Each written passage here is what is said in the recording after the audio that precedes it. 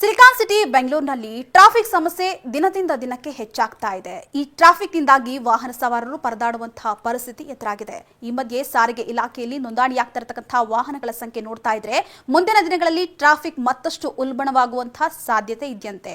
ಹೌದು, ಸದ್ಯ ನಗರದಲ್ಲಿ 1,40,00,000 ಜನಸಂಖ್ಯೆ ಇದ್ದಾರೆ. ಆದ್ರೀಗ ಈ ಜನಸಂಖ್ಯೆಯನ್ನ ಮೀರಿಸುವಷ್ಟು ಬೆಂಗಳೂರಿನಲ್ಲಿ ಖಾಸಗಿ ವಾಹನಗಳ ಸಂಖ್ಯೆ ಹೆಚ್ಚಾಗಿ ಹೋಗಿದೆ.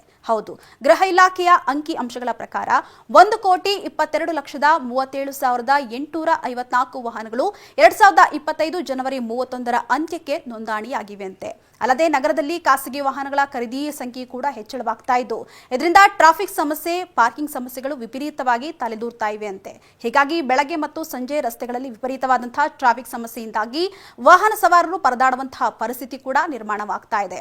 ಅಲ್ಲದೆ ಬೆಂಗಳೂರಿಗೆ ಉದ್ಯೋಗ, ಶಿಕ್ಷಣ ಮತ್ತು ಇತರ ಕಾರಣಗಳಿಂದಾಗಿ ಹೆಚ್ಚಿನ ಸಂಖ್ಯೆಯಲ್ಲಿ ಜನರು ನಗರಕ್ಕೆ ವಲಸೆ ಬರ್ತಿದ್ದಾರೆ. ಅಲ್ಲದೆ ಕೇವಲ ಬೆಂಗಳೂರು ನಗರದ ವಾಹನಗಳು ಮಾತ್ರವಲ್ಲದೆ ಬೆಂಗಳೂರಿಗೆ ನಿತ್ಯ ಹೊರ ರಾಜ್ಯ, ಹೊರ ಜಿಲ್ಲೆಗಳಿಂದಲೂ ಕೂಡ ವಾಹನಗಳು ಬಂದು ಹೋಗುವಂತಹ ಪ್ರಮಾಣ ಕೂಡ ಹೆಚ್ಚಾಗ್ತಾ ಇದೆ.